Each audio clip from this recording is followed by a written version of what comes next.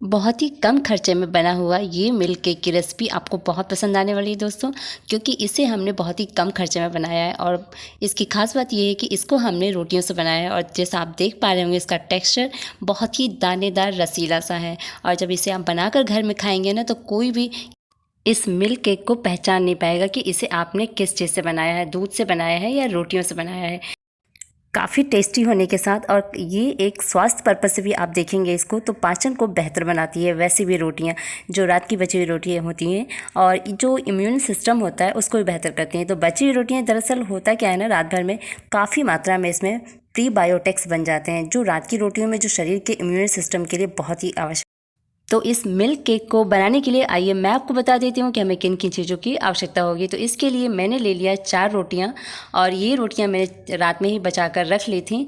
और ये देखिए, इन रोटियों को सबसे पहले हम तोड़ लेंगे छोटे छोटे टुकड़ों में और इस तरह से मैंने इसको तोड़ लिया था, जैसा आप देख पा रहे होंगे। और एक बात का और आपको ध्यान रखना होगा, यदि आप मिल्क केक को बनाते हैं तो जो रोटियां हैं या तो आप सुबह बना लें तो उसको शाम को बनाइए, और या फिर आप रात में बनाते हैं तो उसे मॉर्निंग के समय मिल्क केक को बनाइए।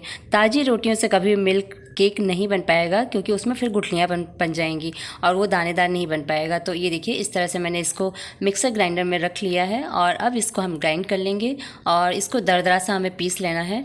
और जितना ये बारीक पीस पाएँ आप इसको पीस सकते हैं, क्योंकि हमें इसको भूनना भी है तो वो दानेदार वैसे भी हो जाता है। तो ये देखिए, जैसा आप इसका टेक्सचर देख पा रहे होंगे, इसको मैंने बारीक कर लिया है और ये अभी से इसका देखिए दानेदार इसका टेक्सचर आ चुका है। तो अब हम इसको अलग से प्लेट में निकाल कर रख लेंगे और इसके बाद अगले स्टेप की ओर चलेंगे।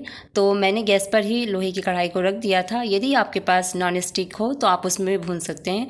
अधिकतर जो हलवा या फिर कोई और चीज़ बनानी होती है या कोई चीज़ को भूनना होता है तो मैं लोहे की कढ़ाई का इस्तेमाल करती हूँ।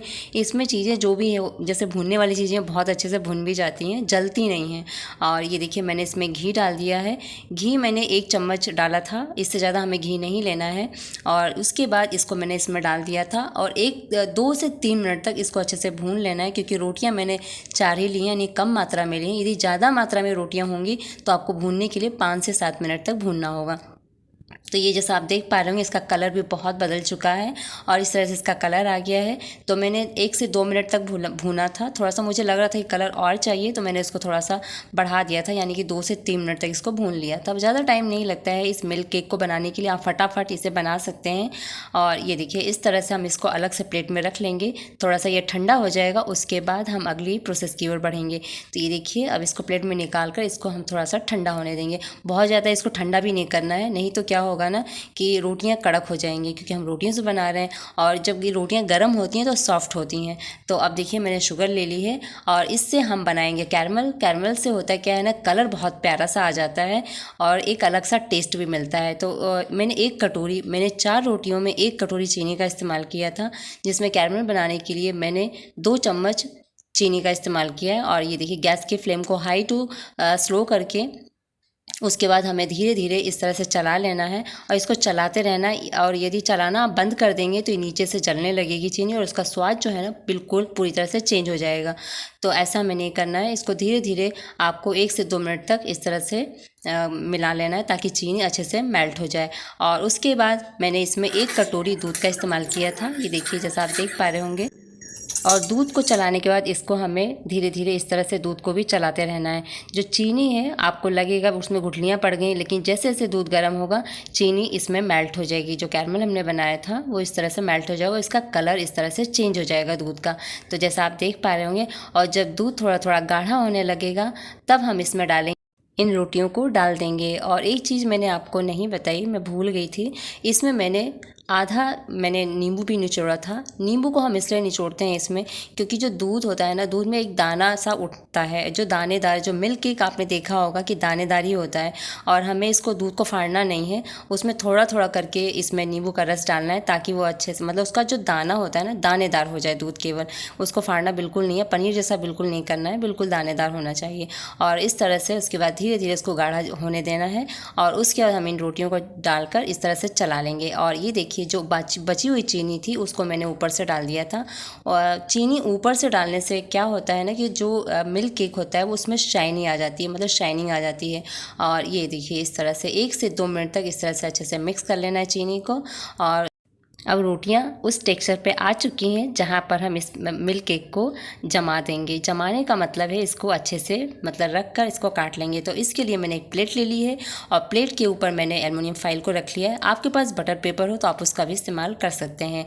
और अब इसमें हम रख लेंगे और अच्छे से इसको जमा देंगे। इस तरह से ये देखिए, इसको धीरे धीरे करके हमें ठंडा ज़्यादा नहीं होने देना है। वैसे भी ठंडा होने के बावजूद भी ये इसका जो टेक्सचर है और जो इसका रसीलापन है वो बिल्कुल भी ख़त्म नहीं होता है। इस तरह से देखिए, थोड़ा सा ये गर्म है इसलिए हाथ जल रहे हैं मेरे। इस तरह से हम इसको शेप दे देंगे, क्योंकि हमारा जो केक होता है आपने मार्केट में खाया होगा तो वो थोड़े से उसमें थिकनेस भी होती है। और बिल्कुल मतलब ये देखिए, इस तरह से मैंने इसको बना लिया है। और अब हमें इसी तरह से इसका टेक्सचर बहुत ही प्यारा था, इसका कलर भी आया था। जब सबने खाया ना इसको तो सबको बहुत अमेजिंग सा इसका स्वाद लगा। और स्टार्टिंग में तो कोई इसको समझ भी नहीं पाया कि मैंने इसे किस चीज़ से बनाया है। इसमें मैंने 3 से 4 दाने इलायची के भी डाले थे पीस कर। और इलायची होता क्या है ना, जो रोटी होती है ना, रोटी की जो खुशबू होती है उसको दबा देती है। और बहुत ही अच्छी सी मिठाई जो उसका टेस्ट चाहिए हमें वो आपको ज़रूर मिलेगा।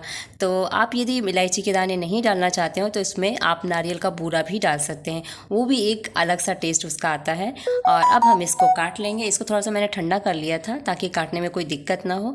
और इसके बाद इसको फ्रीज़र में बिल्कुल नहीं रखना है, आप इसी तरह से बाहर ही रखकर 15 से 20 मिनट के लिए बाहर रख दीजिए। और उसके बाद इसको धीरे धीरे काट लीजिए मिल्क केक के शेप में। तो ये मैंने चाकू का इस्तेमाल किया था इस तरह से।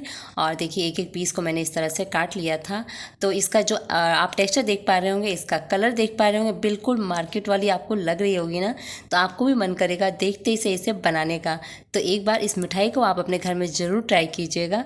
और ये रोटियों से बनी हुई है तो ये हेल्दी होने के साथ ही बहुत टेस्टी और एक अमेजिंग सा स्वाद भी है। तो ये देखिए, मैं आपको एक एक इसका पीस में निकाल के दिखा रही हूँ। तो ये देखिए कितना शाइनिंग आ रही है ना इस मिठाई में, बिल्कुल मार्केट वाली जो आप मिल्क केक खाते हैं बिल्कुल वैसे ही है ये मिठाई। इसका टेस्ट भी आपको वैसे ही मिलेगा और खाने में जो स्वाद आएगा ना, वाह, उसका तो कहना ही क्या। क्योंकि इसे मैंने बहुत कम मात्रा में बनाया था, क्योंकि मुझे केवल आपको दिखाना था बनाकर। मैंने अभी कल ही इसको बनाया था, अधिक मात्रा में बना लिया था, टाइम नहीं था इसलिए मैं आपको दिखा नहीं पाई थी। तो मुझे आज इसको बनाना था, इस मिठाई को आप लोगों के लिए वीडियो बनाने के लिए, तो इस वजह से मैंने इसको थोड़ी सी मात्रा में बनाया था।